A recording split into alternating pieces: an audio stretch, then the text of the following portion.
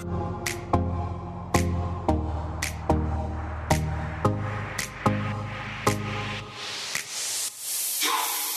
is up, everyone? Welcome to the first ever of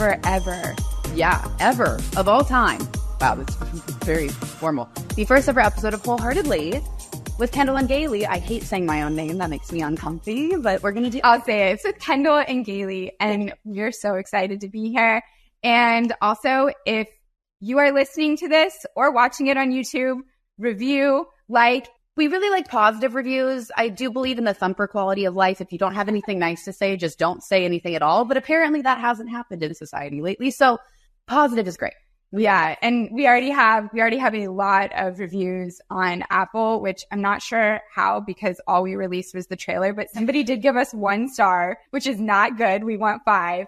But I kind of love that they did. Energy, right? That they're like, committed to... I'm going to go there and I'm going to hit something. No. Yeah. No. So like, no is better. Like, indifference is worse than love or hate, right? That's true. They don't care. So if you care to give us 1 star, write nice things, please. And you can follow us on Instagram at WholeheartedlyPod. And thank you to the 20,000 of you who are already following. We were literally texting each other just in awe and shocked because we haven't even posted anything yet. So thank you so much for joining us there. We promise to make it worth your while because we want to reward you for following us there. And thank you for the blind faith in our abilities that we have yet to express. So here we go. So we're doing it. So I will say, it's a little weird not having Kendall in motion. I feel like whenever I feel really uncomfortable. She's talking, she's always like on a bike moving, and now she's just like static. Still. You're still. And I kind of physically still, mentally unstill and unstable, but no, we like it that way. That's a constant. That's a constant state and of flow up there. That's something we're going to get into because we really want this pod to be about our mental health journeys because boy, has it been a journey. And the things that we're going through now, the things that we've already learned in our journeys. It's such a cheesy word, but I don't know what else I don't know the other word. I guess you could say mental health story, path. It all sounds very haughty and kind of like my journey, my this. I don't know why I went into I don't know what voice my journey. I turned on. But no, seriously, the word journey, like it makes it seem haughtier and more astute than what it is. Truly, like it's just our life. We're literally just waking up every day like everybody else. Trying to figure it out. Trying to figure out what the heck we're doing. Yeah. And every day I feel like I am building the plane while flying it. And it's terrifying and it's not easy and it's really stressful. It's why this vein is popping out on the side of my neck. You see this as I'm talking about this. Is that your stress? It's like my anxiety, like cue. So he knows, like, you know, some people get flushed, some people sweat. Like I get this vein that pops out when I think about how stressed out I am. Yeah. So I currently have a throat patch, like an eczema patch that's over I guess it's my throat chakra. Hi, Californians, little hippie here. But I've had it since January and it's now starting to finally calm down after I officially quit my job, which is like a weird thing to say, but it still is a little dry and flaky. So for those who have followed along on social media, yes, I've been waking up with a dry eczema face, which I think is a sign of high cortisol levels. Yeah. So we're going to have to work on that. Yeah. Cortisol is something that I feel like I'm constantly battling. But what's interesting is like how our bodies physically tell us that something's wrong. Because you have stress hives. You've gotten stress hives. I get stress hives. I have to go to the emergency room and get shots, and then I have to go on prednisone for 7 days, and it's awful, and it's all from stress. Yeah. So that's a big thing that we really want to focus on, and I don't know if this is like a post-pandemic thing, but I feel like we're all more stressed than we've ever been. Yes, I think because we came out of pandemic with this weird pressure of I have to make up for lost time. But time completely shifted. Like everyone's like, oh, we're on a different timeline. I completely agree we are. Because the world pre-pandemic and the world now just feel like 2 completely different paces and 2 different energies. And I think that's what's interesting is we've all kind of felt like, oh, I lost these years. I lost 3 years of my life. I think we have to reframe it. Because we're not going to get that time back in the way that we were expecting to have it. And now we're just figuring out what the new normal is still. And there's a lot of that. I think there's a lot of people on edge right now, a lot of people who are feeling behind the ball and behind the curve. So rather than play an old game and that game's shut down, it's like we just have to build a new one. And we have to find a new kind of pathway through it. And I think we're all just kind of taking baby steps to figure it out. Is part of the new normal also battling ADHD? Because there's conversation. I don't know if this is because of TikTok and social media and shortening our ability to have longer attention spans. Yep. Because we just have this, like, all you do is just one touch of your finger and you like scroll up or scroll to the side and the next video is coming, and you decide in 1 second if I don't like it or I'm going to keep going. And so it's created this really, really shortened attention span. And now I feel myself in the morning, like I go out, I have a routine. What's your morning routine? I go outside. We're actually sitting in my kitchen right now because the whole rest of my house is getting remodeled. It is kind of like my thing. And so you're living in a construction zone. I'm living in my kitchen, sleeping on a couch that's right over there since January. Yeah, for real. No. That's why when Kendall comes down to visit, I'm like, I don't have a place for you to sleep yet. But I would sleep outside. Not right now. I'd be eaten alive by mosquitoes. Mosquitoes are really bad here. But I wake up, I drive my neighbors crazy because I got my blower and I blow off all of the leaves in the yard every single day. And then any yellow leaves that I see at them, I pick up the dog poop that was dropped probably while I was blowing the leaves. And I have this whole thing. Yeah. But what's happening with my self-diagnosed, I can't say I was clinically diagnosed, but my self-diagnosed ADHD is I'll go out in the yard, I'll start to blow it off. And then I'm like, ooh, I think there's a frog swimming in the pool. You do the cycle. You do the cycle. And then I put the blower down and I go get the little net and I save the frog. And then when I'm setting the frog down over by the side of the house, I see that like the window caulking has like molded a little bit. And I'm like, I need to bleach that. So then I set the net down. I go in the garage. I go to get the bleach. And then when I'm in the garage, I'm like, you know what? I feel like I need to blow out the garage because there's sawdust. Yeah, I see where you're going with this. So then I go get the blower. I do the garage. And now it's like 10:30 in the morning. Cycle. Okay, but this is a real thing. This is a really real thing. So thank you again to TikTok for this. Yes, when you have an ADHD kind of brain, whether it's self-diagnosed or not, I do think there's two things that are true. I think somebody who has a natural predisposition to some type of mental health challenge. I'm not a doctor. Let me codify this. I've just spent years in therapy. Been through it all. But I do think the social media then creates a new neural pathway for our brains where we've gotten so accustomed to getting immediate feedback or immediate dopamine so quickly because of a short attention span that then that translates into our lives. So I'm with you. I do the same thing. Like my morning routine after I have two things I always do in the morning. The second I wake up, before I leave bed, I have a gratitude journal on my phone. I would love that. And I immediately do the 3 things I'm grateful for. There's like one affirmation for the day and then one thing that I can do to help like win that day. Like what's one task? Like maybe it's, you know, it used to be I hated doing expense reports because who loves them? They suck. They just irritated me. I don't know why. I was very bad at that. No, not fun. I'm not going to miss that either.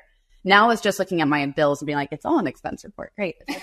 Lovely. It's a real life expense. It's like, oh, I'm paying for all of that. Wow. Yeah. Wow. Cool. But I would do that. And then I would either do something like either like a prayer journal or like I have an app on my phone that has like a Bible verse every morning. So then I knew I did 2 things that one, I was not engaging with social media yet. And I have to do those 2 things, even if I take a moment. And sometimes I'm better at it than others. So did you do it this morning? I did. It's helpful because it's the one way I can start my day and I feel like, okay, I got something done before my thought spiral goes. And then I let myself do it. Like if I'm making breakfast and Shadow Man is here in the background. We'll get to Shadow. We'll get to Shadow Man eventually. But he kind of laughs at it too. Cause like, I'll be like making breakfast. And then in the middle of cooking the eggs, I'm like, oh, let me wipe out this countertop and let me change this laundry. And it's a thing with ADHD, I guess, where you have to group tasks by their relation to each other and you just go through the cycle and you do a little bit of each. So I do like 2 or 3 things at once. So it's like usually making the bed, making breakfast, and like doing another cleaning pass on the kitchen or laundry. It all happens in like this weird symphony.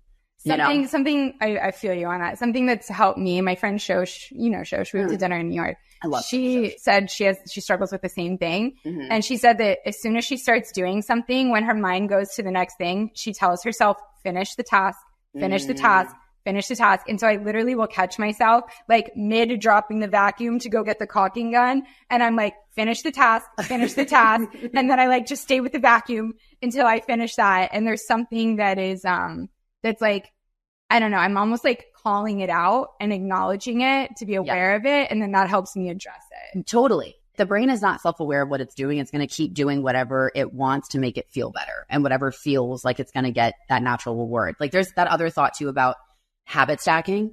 So like if you do a task, you do 2 tasks together And that way there's like something about reward center. When you do the first task and you immediately do the second one, and then you give yourself a reward. So whether it be like, okay, I'm going to go for that walk around the block, or I'm not going to have my coffee and make that really nice cup of whatever until after I habit stack these two things. And there's something about, I guess, doing habits together and making a relationship between the two tasks that helps, I don't know, I guess it helps motivate you to do it and get it done better. I totally buy into that. Oh, you know the other one?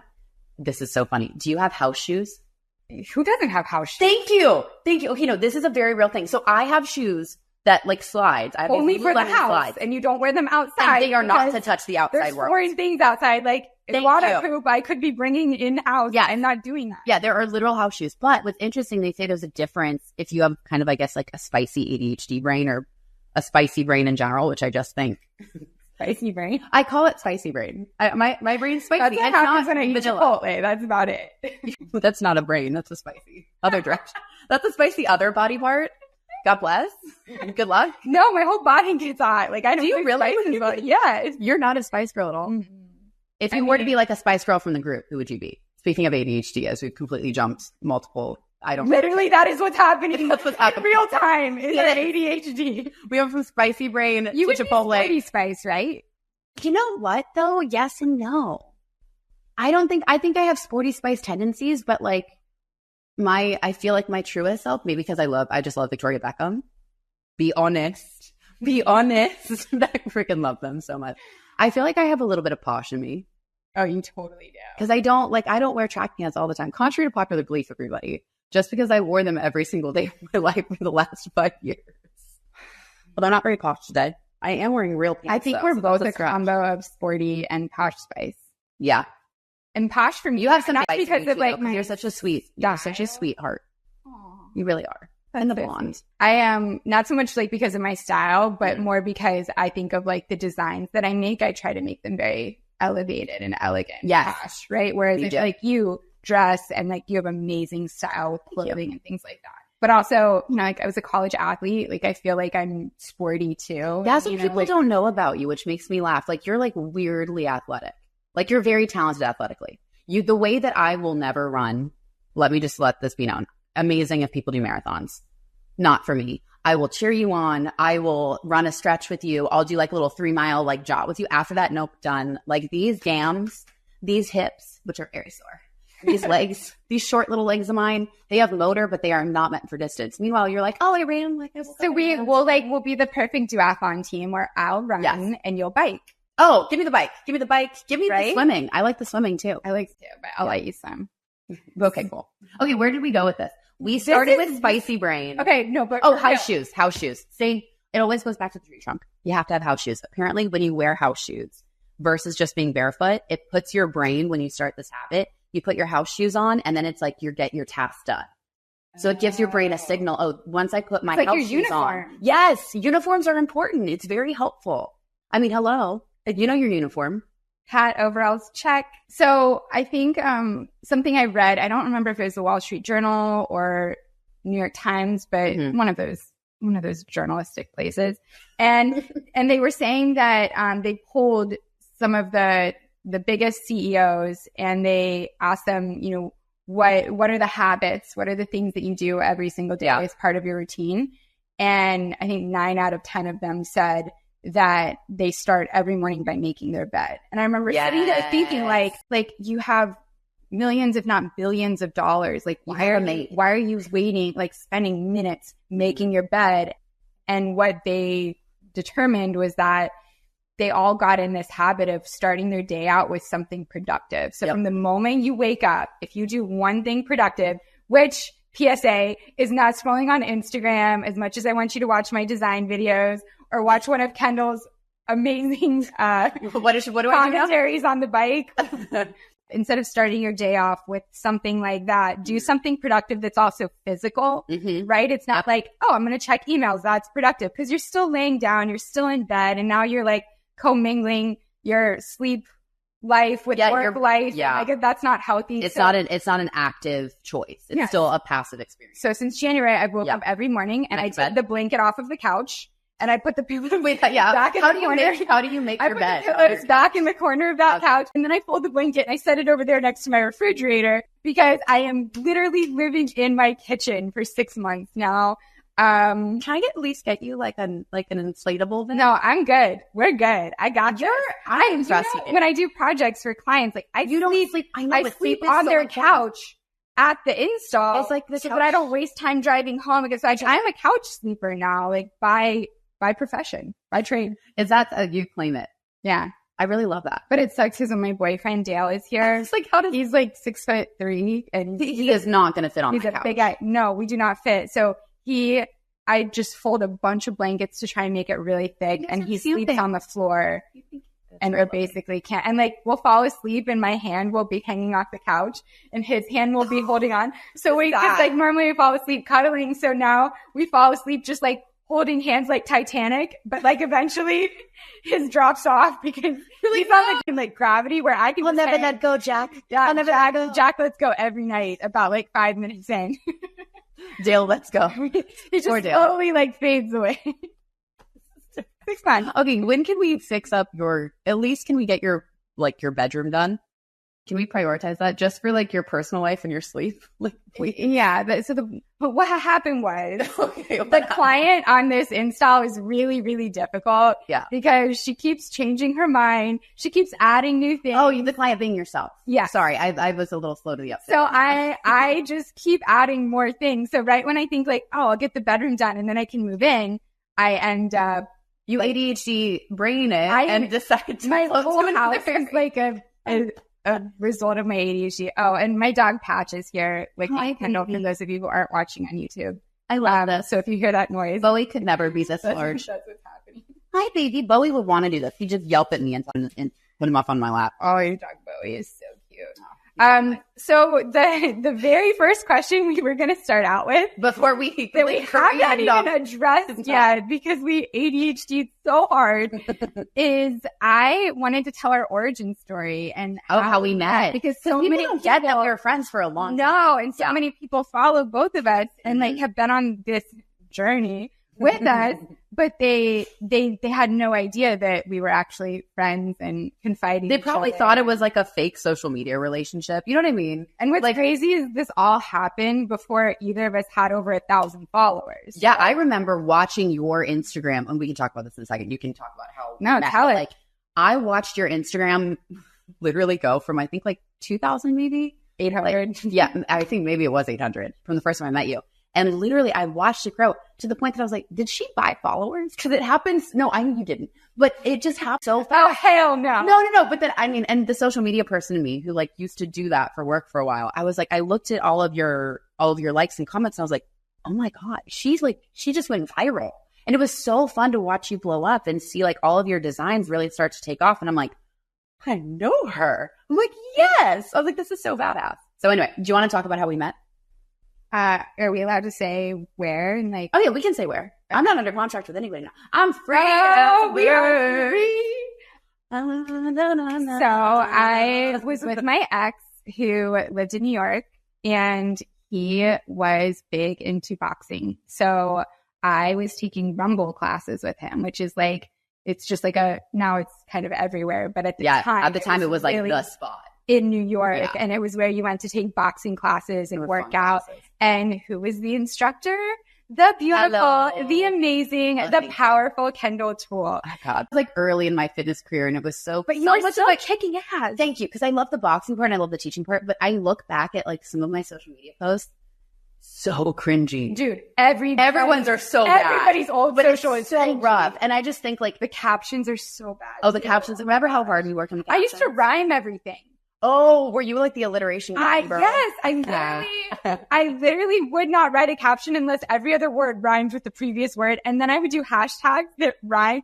It's mortifying. When I look back at it, it's mortifying. We'll have to do that at one point. So like pull up our old posts. Cool or different for doing that. I mean, you did the work. Mine was just, I was kind of told, they're like, listen, if you like want to build a fitness following and like for the brand, like you really have to look like a badass. You really have to look hot. Some of the photos I took of myself on I'm like, absolutely not. Like if that were my daughter in the future, I'd be like, take that down. I've removed a lot of them. They're archived. It's not, they weren't like, by no means were they like OnlyFans territory at all, but they were a little Instagram, like they were like fitness Instagram girly a little bit, because that's what it was at the time. Yeah. And I was like, look back and I'm like, you know what? Fake it till you become it. But damn, I'm happy I didn't really become that. Like, I love that you just said fake it till you become it instead of fake it till you make it. See, rhyming. Oh, yeah. We're not rhyming anymore. Yeah, no, we're done rhyming. No rhymes. No rhymes. No, I love that. Fake it till you become it. Yeah, a dance teacher told me that. And you are, like you did. Yeah, I think delusion is ready. You ready for another one-liner? Delulu is the Salulu. Oh, I hate that. Wait, I hate that. I take it back. I hate it so much. I love it. Yeah, right. It's so bad. It's good. Yeah. But it is like, you have to be delusional about it. Like, I think a lot of it, I wanted so badly to be in fitness and build this life. And I was working in tech and in media and was like not happy at all. And I did a vision board, and I've talked about it before in like an article a long time ago, but I did a vision board and I put like all of the fitness girls that I really looked up to on there and like what I wanted the brand to look like and colors and things like that. And it's wild how a year later, and a mentor of mine was like, hey, do this, look at it every morning and every night, and watch in a year from now, you'll be living something very similar to that. Manifesting is so real. And it's priming your brain. It's no different than what we were talking about with like the morning habits. Like when you have that moment in the morning, it's like putting on a setting spray or putting on good skincare. It sets you up, and then your brain looks for things that connect to what you've placed in it. To your point about the neural pathways. Yes. Right? Yeah. Like you're telling it when you're manifesting something, yep. You're literally creating the pathway in your brain neurologically of like, this is what I'm going to achieve. This is what I'm going to follow. And you're creating space for it. Yeah. So how did you do that when it came to, because obviously I met you through those Rumble classes. Well, yeah, we have to talk about. Well, because look, I love you. You were unleashing on those bags. Like, it was my favorite class. I think at the Nolita one or the NoHo one with the really long hallway of bags, which by the way, that studio was for sure haunted. There was someone kicking around those bags in the middle of the night. We had it on the footage after we'd have like a late night training session for the newer instructors, one of whom ended up at Peloton way later, which was really fun. Callie, who was also a Florida girl who we love. She's such a sweetheart. But Callie, when we were training Callie, sometimes late night in that studio, we'd leave and then we'd get like an alert on the cameras. One of those big aqua bags that's like 45, 50 pounds would just start swinging. It was the craziest thing. They have TV shows about this. Yes, they do. Paranormal Activity. Check out that studio. There's stuff going down. But anyway, I remember, ironically, you were on one of those hallway bags, which is what we'd call it, the hallway. So it was a pain in the rear to try to coach down there because you get hit by somebody or a bag. So it's so dark. And I remember seeing you go off on it. To the point, like, your boyfriend at the time could not hit the way you could. I was like, I remember being angry. Like at the back, not in my relationship. No, you were getting it out. Like you were like, I was like, oh, she's got stuff going on. But I had a lot of respect for it. Like so cathartic. Yeah. It's so cathartic about working out, and especially something where you're physically like hitting or punching the bag. For me, I'm like hitting the ground because I'm a runner, right?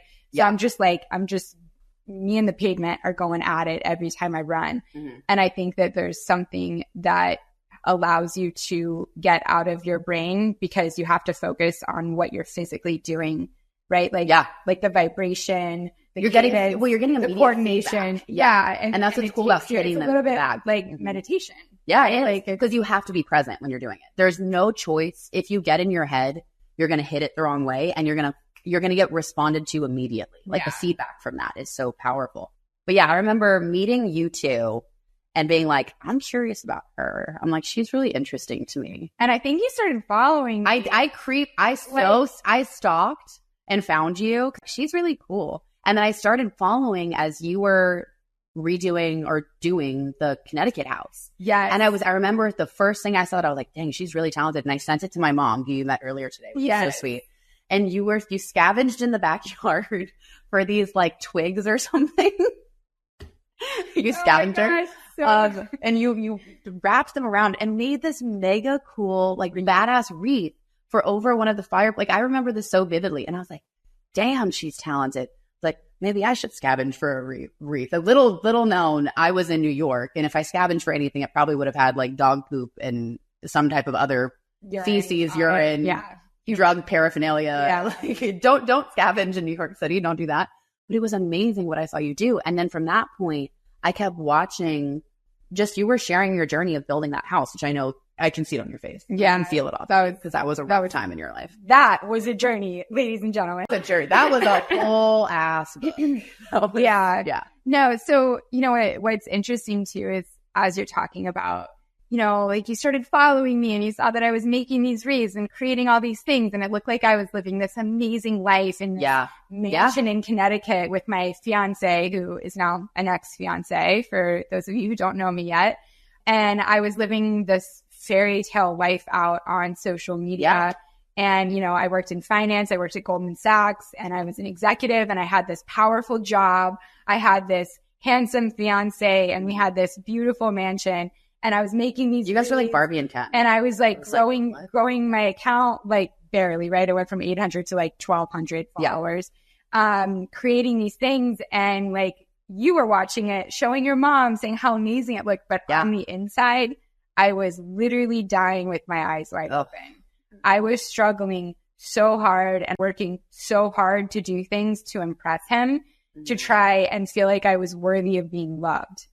And I was trying so hard to get his approval because I looked up to him and I admired him so much. And I just wanted to feel like I was worthy of him. And something I've realized in my life now, like years later, is that I think part of why I work so hard and to an unhealthy extent is like I had this epiphany literally yesterday. I think I'm almost like working to justify my existence on earth. Like I'm trying to justify why I deserve to be here. And in my friendships, I work so hard to make sure like they're happy and I'm doing a good job because I feel like I need to. Like you have to prove it. Yeah, like I have to earn their like or their love or something. And it all boils down to being really insecure. And I think that's where like a lot of the mental health that I know we're going to get into at some point in the podcast episodes. But I think that it all comes down to like me being insecure and struggling and just wanting to make other people happy so that I feel like I deserve to be in their presence. And it's wild because I hear you talking about like following me and how it was so amazing. Well, and you have no idea what you were going through. But that's where it's so fascinating, right? Because I can completely relate to that. Like so much of my life leading up to my big, really terrible almost moment in college, where for those of you who don't know, I've talked about this very publicly. This is my spiel. Like I'm pretty good at getting it out pretty quickly, but like I have anxiety and depression. I was diagnosed with OCD when I was 11 and that manifested more fully in college. I was the same way. Like I had straight A's. I was a cheerleader. I was in the film program at USC, which is like incredibly hard to get into. From the surface level, everything was great. Even my closest friends, some friends I had to this day, like one of my best friends, she's like, babe, I had no idea what you were going through. But it was that I was keeping up this facade and playing into this mask because I felt like I had to prove it to be worthy of, again, I think it really does go down to existence. Like I was this high strung individual and I had to perform, and sitting with myself and then getting to that point, that very terrible night, which by the way, it'll be 10 years. Oh, wow. This November, which is wild. And a shoot I did recently, actually for Lululemon, that's going to come out for World Mental Health Day, which is wild. Base camp was right next door to the apartment complex that I lived in and almost took my own life out that night. My mom was on set. We were bawling. It was like this beautiful full circle moment because I've avoided that place for years. Like literally it's been, I haven't set foot anywhere near like a 4-block radius from that apartment complex since that night. For base camp and the trailer and everything, I walked out and I looked up at the roof line, which was where everything went down.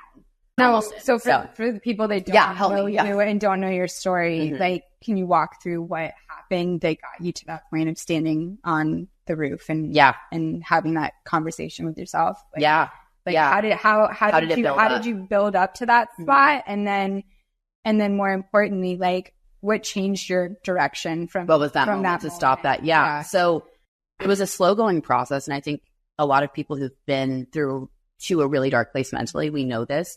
It's not like a light switch where it all of a sudden just happens and it just hits.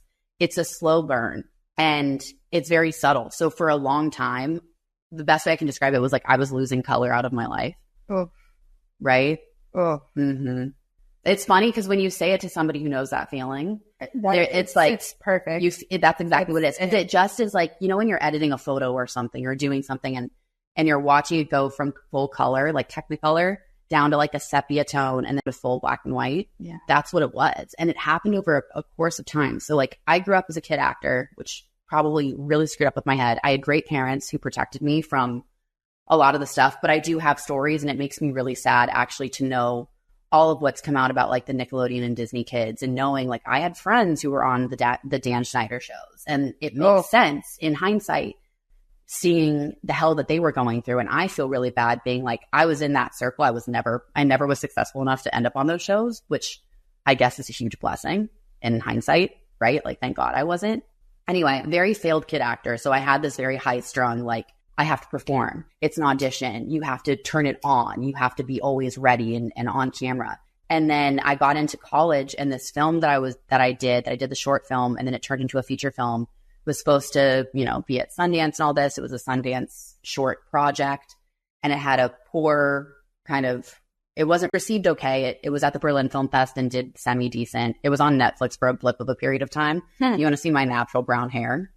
Check it out. Yikes. Yeah. So I just felt like I had failed. Like I had in my head, you're going to make it before you're 18. I had agents who told me you're not going to complete college. Like your career is going to take off, all of this. And when you're that young, you don't have the tools. You don't have the tools you don't to have understand. The tools, and you also don't understand yet that like you're probably not alone and other people feel this way too. And then you feel even more isolated. Yeah. Because everyone's performing. Yeah. It was the perfect performance. Isn't that high school? Like, aren't we all just performing? Like and trying to act like everything's okay when it's not. We're supposed to be. Yeah. Exactly. And the root cause of all of this is all of us are trying to be more than what we already exist as, and what we are is more than enough. But learning to fall back in love with who that is and that imperfect person is a lifelong process. And anyway, so all this led up. I knew it was close to senior year. It was my senior year. And yeah, it was November of my senior year leading up to Thanksgiving. And I started isolating myself from my friends. I wouldn't go out. I wasn't a big partier anyway. I always was like mama bear. I'd look after everybody. I didn't like the like hyper drinking culture. Yeah. It just wasn't for me. I did love a lot of the relationships I built there, but then I just started self-isolating. I would pretend I was too busy with school. I would pretend, I have this like film product, whatever. That wasn't it. I was just so like, it was hard to shower, all those things. It started to get really difficult. And then, that night, I just was it like one thing that happened that kind of put you over, like the metaphorical straw that broke the back? I was sharing a room with a roommate at the time, and we were just completely polar opposites. Her life and my life were different. She wanted to go out all the time. She transferred into the school. So I think she had this, like, I have to catch up for old time's sake. She was very, very messy and unclean. I would die. That did not help. That did not help. And I just felt like I couldn't really breathe. And a lot of it, I think I was probably prickly and self-isolating to other people in hindsight. And it was me trying to protect myself. But also, to be fair, I think it's very hard to be kind to other people and gentle when you're in a dark place. When you're attacking yourself all day. Totally. With your personal internal narrative. You're being tortured. Granted, it's by yourself. But when you're being tortured, you do not have an ounce of energy to put in to being kind or present or the little bit that you do. It's so surface level, and then there's that Taylor Swift song, which is so funny. I'm becoming a Swiftie, I think, somehow, which you're happy about. I know this. But the Do It With a Broken Heart, it's like I act so, I'm so depressed. I act like it's my birthday every day. And it's nice. That's exactly it. Like you're playing such a role that you over index, right? Yeah. Like you're over positive, you're over cheery, you're over, bubbly. And that would be my alert to anybody. You notice someone in your friend group who really seems like they're on the high of life and it's extra amazing, please check in with them, because that's usually, I think, a defense mechanism to something really deeper going on. Anyway, so leading up to this, I think I just got to the point I'd had these thoughts running through my head for a while. And I don't know, I felt like I needed to get air, and I went up onto the roof, and then, oh God. See, we knew we were going to have tears in one of the podcast episodes, so I didn't think it was going to be me, but yeah, I got up onto the roof and I put my phone on Do Not Disturb, and I just was like, what's the point?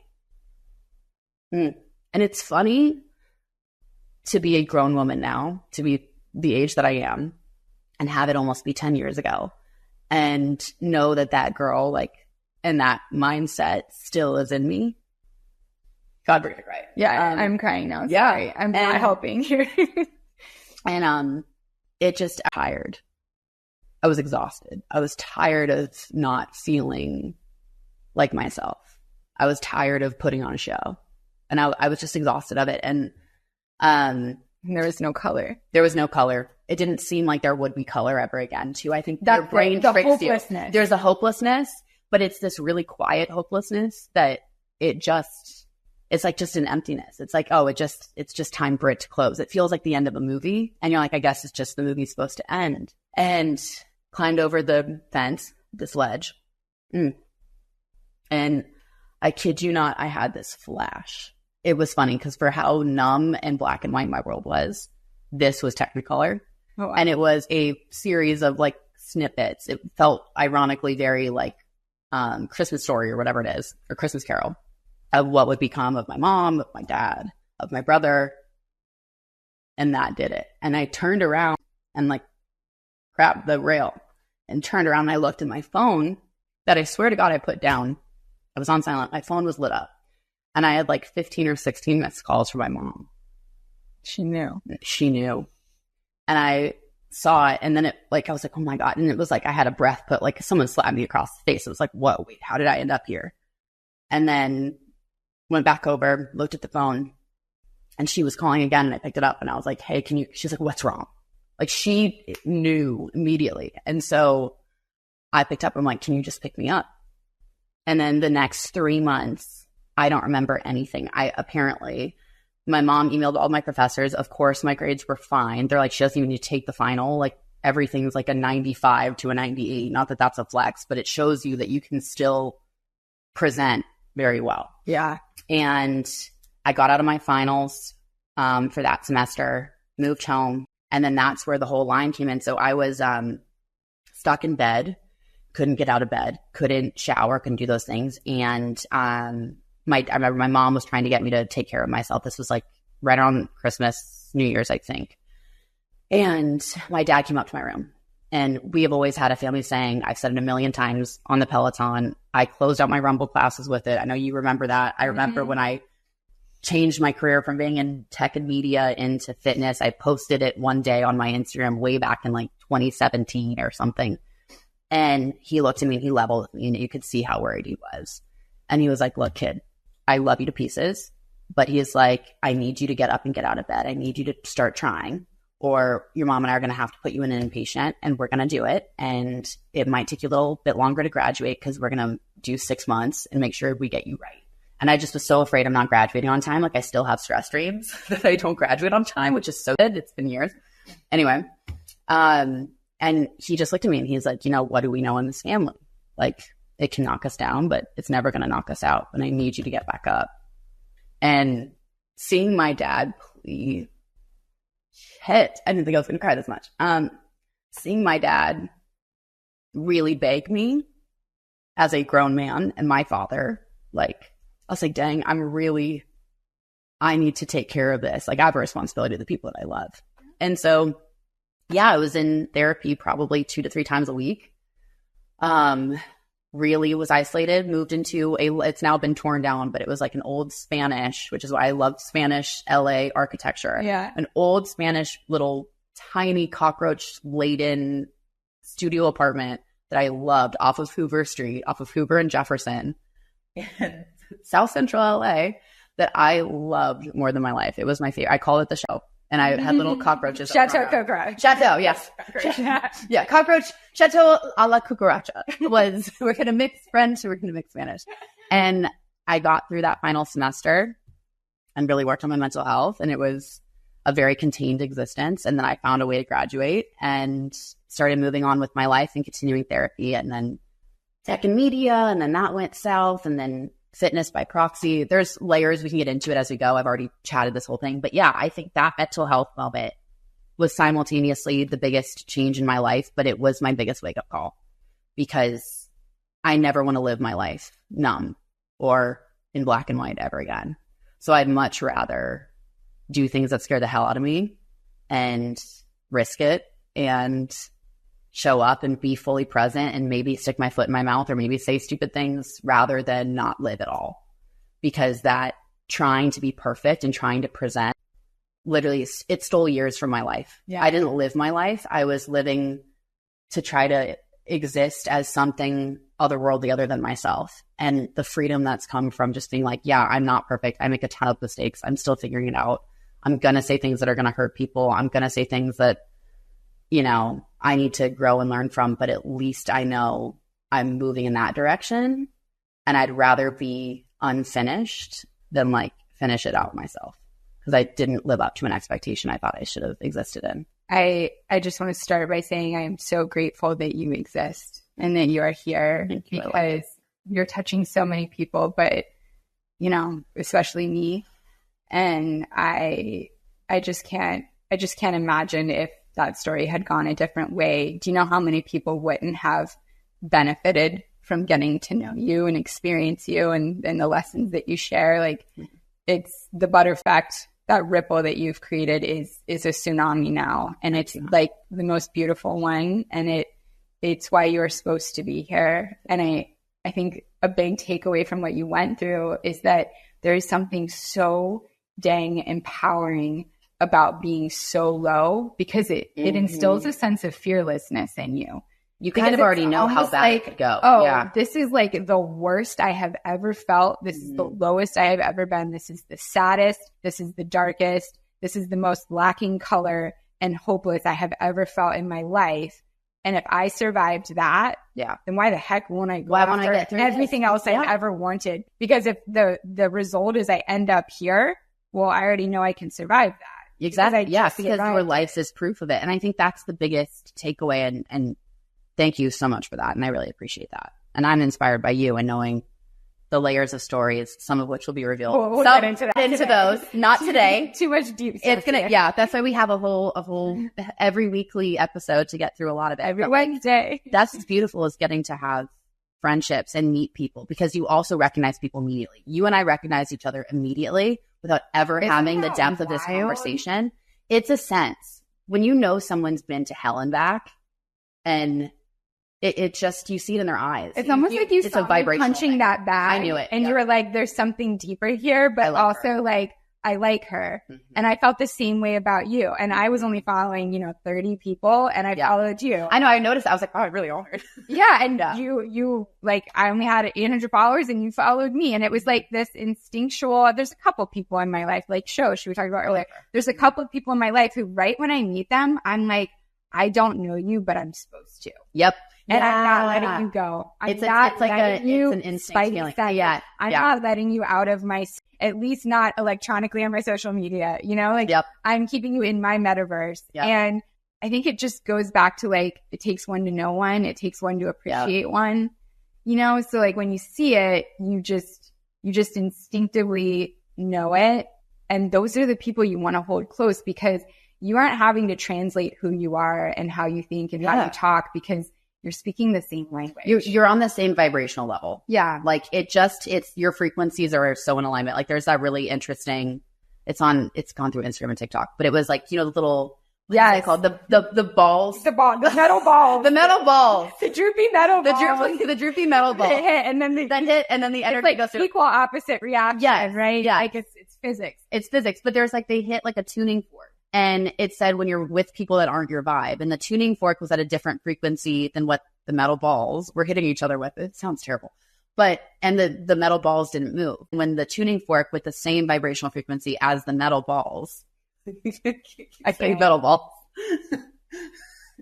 But when the tuning fork was hit, then the balls moved. So hit the fork with the balls. Hit the fork with the balls. And the balls of the fork, however you want to just the lesson is your frequency is real and your vibe is real. If it's the right vibe, the balls will move. Speaking of, vibrations and kind of being on that same frequency. Yeah. What's so interesting is that we met without really knowing each other and much about anything other than like I was taking it out on a bag and you were coaching a class. Yeah. But we have been living these parallel lives where I was in finance and you were I was at Peloton. And we were living these parallel lives in relationships, in social media growing, in building careers, and then both leaving our jobs. Very safe, cushy, comfortable, successful. Well-respected jobs. Yes, yeah. Exactly. Yeah. And we left them to bet on ourselves. Mm-hmm. And I think that's a big thing that we're going to focus on in the pod is kind of betting on yourself. And we did it in kind of different ways. Like I had this career at Goldman Sachs. I was a finance executive for a decade, and I was so scared to leave that I started a side hustle, and I kept that going for 4 years. I don't know how you while keeping my day job. I did not sleep for 4 years. And Kendall did what I think is the more brave move, but I think that she full yeeted. She just yeeted right out of there, like right off the seat, just woo with her iced coffee. And I feel like there's something there that might be additive to somebody, because I learned so much in the process of doing that. When I call double, I'm a prepubescent boy whose voice cracks. That actually happens when I get nervous. So now everybody knows that too. But I was double Tarzaning, which is what I feel like that sounds like something way worse. Don't hear me out. So Tarzan is in the jungle and he's staying off of the floor because he's holding on to the vine, which is like his lifeline. Yeah. It's protecting him from all the lions, tigers, and bears underneath. Yep. And it keeps him safe. And I feel like that is your day job. Yeah. Your day job is giving you shelter. It's keeping you safe. It's probably giving you health insurance, and it's predictable, right? And I felt like I was double Tarzaning, where I had my lifeline at Goldman, which maybe not a vine. It was more like golden handcuffs that I was hanging from. Yeah. And I'm swinging through the forest, and I saw this other vine, which was design and your passions and what you're great at, that you discovered how great you were at it. Like, I think this is what's me. You weren't designing. I never designed. You never designed a day in your life until you started posting that on social media when you were building that house. I was trying to impress somebody else who I didn't feel like worthy of their love. Like, your insane talent. And so I was holding on to this other vine, right, at the same time, and I was waiting for literally 4 years to figure out if this other vine could support me enough that I could let go of the main one. Yeah. But I was so scared that I was literally hanging on to both vines, and I was like dying. That's a lot of upper body strength. Yeah. Yeah. Like, and that's just too much energy. I do not have Kendall tool arms. So I was literally dying, trying to hold on and support myself. And I was so scared to let go of my lifeline to bet on this other one, because part of it was like questioning myself and my abilities and if I was worthy of it. Yeah. And the other part was like, am I imposter syndrome's real? Going to cover my mortgage still? And you're like, can I afford to live my life from this like health insurance and really amazing job that I have, and like that's so easy for me to do now because I've done it for so long. Yeah. And it was scary, but you just left Peloton, and you already have, because you're an overachiever and a baddie, you already have all of these other things that you're planning on doing. Like this podcast is one of them, but we didn't start this until after you resigned. So like, you literally just were like, I was like, you literally let go and just trusted that you're going to touch another vine. Yeah. Before you hit the ground. Yeah. But with that too, I think there was a lot of reasons. There was also a lot of limitations for what I was able to build concurrently while I was there. So part of it was just how the timing was going to work out. But it was also too, it's like, when it's time, when you're like, all right, have I extended myself to the max capacity with which I feel like I can expand and grow and really take this to that level? And I think for me, it was at that point of, and I said that a few times in class, so many chapters of my life were forced in a dark time. And I still ended up okay. In fact, I ended up great. Yeah. And I'm just a big believer, like there's more happening behind the scenes for your life than what you can even perceive at the time.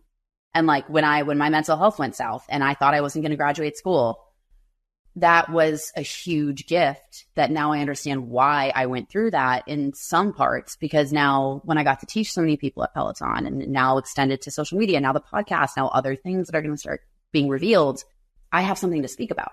Like I have something that relates to people. I was supposed to go through that so that I could talk about it, so that just like you were supposed to go through your battles so that you can talk about it and you can help people and talk about how you channeled that and poured that into not only a business, but into an act of service. Like you love helping people so much. It is your biggest joy in life, making people happy. It's like so fun to see. And it's from a beautiful, healthy place.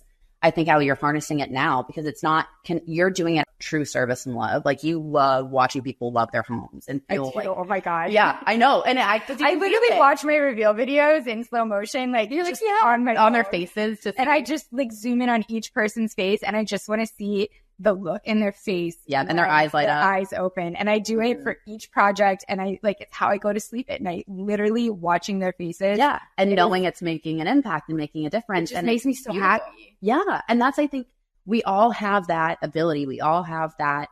I really think everybody has a purpose. I think the way that the world determines purpose is so BS. It's usually like, oh, you have to make millions of dollars and have millions of followers, all this. F that. That's so not it. It's helpful in certain areas of work for sure.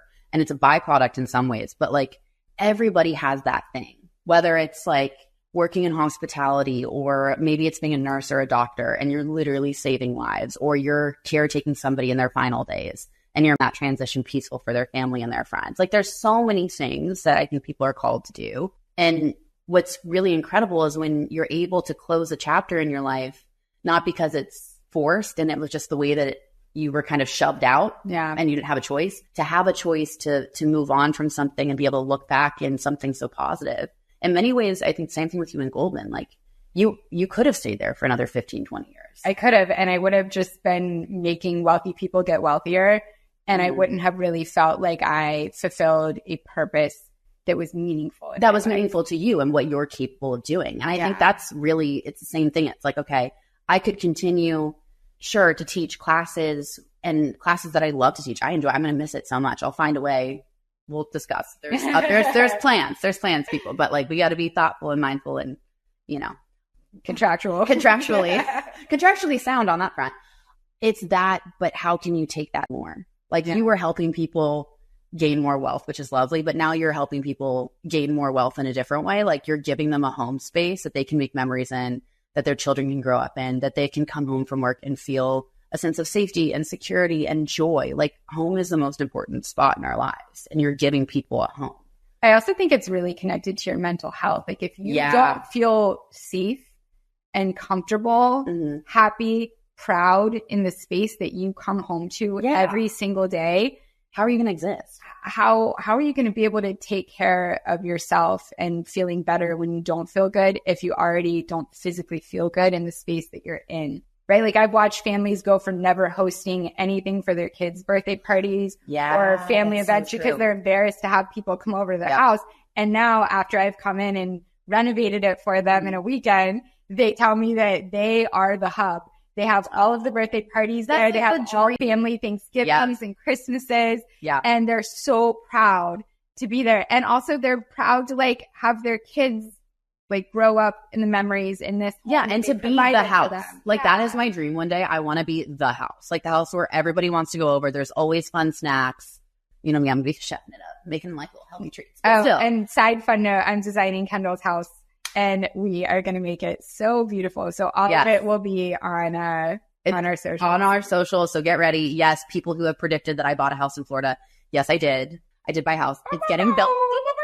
I know. We need to put that in. Yes. So very excited for that. And to get to experience that and our friendship in that way too. You're incredible, y'all. Decisive AF. Like you're going to see a different side of me for sure. Like in a good side. I'm excited. Where like I'm in like work mode. Yeah. Like, but the thought process of everything is so exciting. But yeah, I think for anybody, what the podcast is going to be, and this is our first episode where we're sharing some of our heart. There's going to be a lot more that comes out, lots more clearly tears and laughs and some crazy stories. But what's I think most exciting is getting to find people that you are in alignment with, that are at your vibration, that you get to have those parallel lives. And I think those people are put in your life at beautiful timing whenever you need them. So I hope that this inspires somebody to reach out to that friend after this episode and say, oh my God, I love you so much. This reminded, Jaylee and Kendall remind me of us and like where we're at, because it's just important that you pour into those relationships. Because really at the end of the day, when you get old and decrepit and money goes away, fame and all that stuff goes away, or influence or jobs or anything, but like all you have is the amassing of your relationships. Yeah. And in hindsight, with where I was kind of numb in my life, I didn't pour into those relationships as much as I wish I could have. So now that's one thing I'm working on, I think, for myself. Now that I have my free time, somewhat free time back, and, you know, really can focus on what I want to build for myself, I think prioritizing those relationships and really filling my world with that is going to be helpful, not only to reset my cortisol levels, which are just going to say, we got to get that cortisol. Yeah, the cortisol's got to come down. Is what happens as I drink in your blood when you are really stressed out. Your cortisol level goes really, really high, and it's really, really unhealthy. Yeah. And it's something that we're both going to work on. I'm going to send little breathing protocols and sleep and all that good stuff. But yeah, I think one thing I'm really excited to look forward, like working on, is leaning into those relationships. And I'm excited because this is a way to do it too. I know. And they get to be along for the journey for it. So if you guys haven't picked up, we're ending every episode with us talking about something that we're working on. I started by thinking like it should be something that we're battling, but like I don't think of it as something like that has a negative connotation. I want to say something that we're proactively working on and get better. Yeah. And creationary, not like negative in terms of changing. Yeah. And we don't need to end this pod negatively every time. So how I've been thinking about my trying to work so hard to justify my existence is I realized that like, if somebody isn't treating me well, no matter how hard I work, I can't make them treat me better. No, it's a reflection of their own self-worth. Yes. And that's not just treating, but like respect. If somebody isn't respecting me, you can't make them no matter how hard I work, I'm not going to change their mind. They're not going to respect me more. And if somebody doesn't just like me, no matter how hard I work, it's not going to make them like me more, because I think that the way that I am and the way I show up in the world is enough to at least deserve being treated kindly and with respect. And so if somebody's not giving me that, I am no longer, this is what I'm working on, I am no longer going to try to work so hard that I earn that. Instead, I'm going to remove myself from the situation and say, I respect my heart and what I bring to the table more than working my ass off, just trying to get you to like me back. And so that is what I have been doing the last few weeks. Hell yes. And that is what I am working on. Well, for the record, screw everybody else, but I don't just like you. I love you. I think you're an amazing human being. And I know your heart and I know how hard you work. And anybody who doesn't see that or doesn't get that, I think their vibration just can't accept and see that quite yet. And so you wish them the best. And I've had to learn that too. And there's good days and bad days, trust me. But for the people that don't show up and see you, I just hope and pray that they see themselves first. And I'm like, you know what? If I have to be your punching bag today or I'm your trash can, bring it. Don't take it out on the people around you. Like, you can try to shit in my cereal, but I don't eat cereal. So shit in your own, damn it.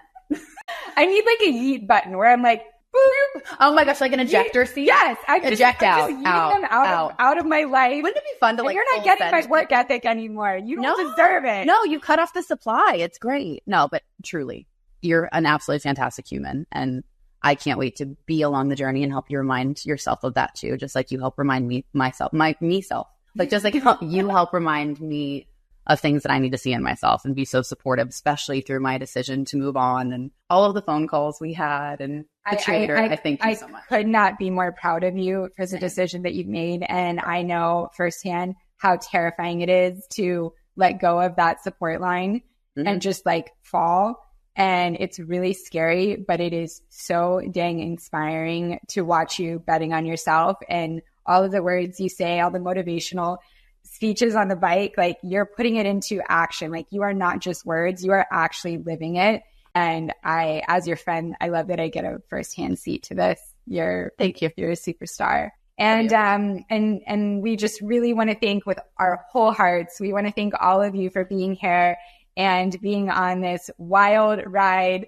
These conversations are going to be all over the place, but that's because our lives are a little messy as well. We're putting it all out here. So thank you for being with us. You can follow Kendall at Kendall Toole. I'm at Gailey Alex, but most importantly, you can follow the pod at Wholeheartedly Pod on Insta, on TikTok, Facebook, and we'll be here every single week on Wednesdays. You're getting your Wednesday drops consistently. Showing up with all of our heart on the table. And yes, if you can do us a huge, huge favor, because it really helps when we start out. Yeah. If you can if you can review, if you can hit those stars, we comment, share it, put it on social, we'll reshare it. We just like appreciate the love. And you guys have already been amazing in your outpouring. So thanks for being OGs from day one. Send over some questions too. Like we'll be doing that on the pod Instagram. We'll be doing lots of stories where we want to get your feedback. We want your opinion. Yeah, we want your answers to our questions so we can share it. It'll be all there. All right. Bye. Bye.